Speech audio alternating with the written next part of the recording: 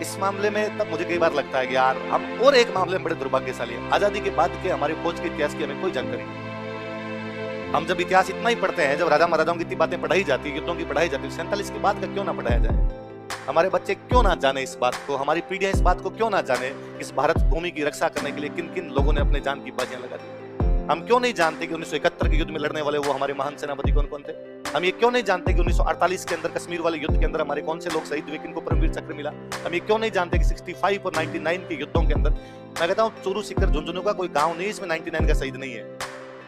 आप कभी साइड के अंदर जाके देखो, हर गांव के अंदर आपको शहीदों की मूर्तियां लगेगी, पर उनके बारे में हमारे पास कोई जानकारी नहीं। उनके किस प्रकार की लड़ाई लड़ी, कैसे लड़े थे, इस प्रकार की बातें बताई जाए तो आने वाली पीढ़ियां जाने, आने वाली जो संतानें वो जान पाए कि ये जो शांति जिसे हम महसूस करते हैं कि सुबह 7 बजे कोचिंग आए, शाम को वापस चले गए, दोपहर वापस चले गए, शाम को जाके खाना खाया, आराम से सो गए, हम इसलिए कर पाते हैं कि कोई ना कोई हमारा भाई उस बर्फ के अंदर खड़ा है। हम इसलिए कर पाते हैं कि कोई ना कोई वहां पे लड़ रहा है।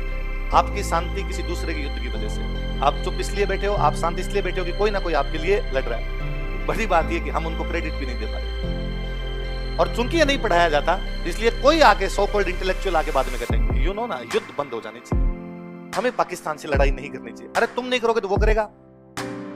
तुम एक बार करके देखो, तुम्हारे भाइयों को, तुम्हारी फौज को कहो कि वहां से हट जाओ, वो शाम से पहले पहले पटियाला पे कब्जा करेंगे।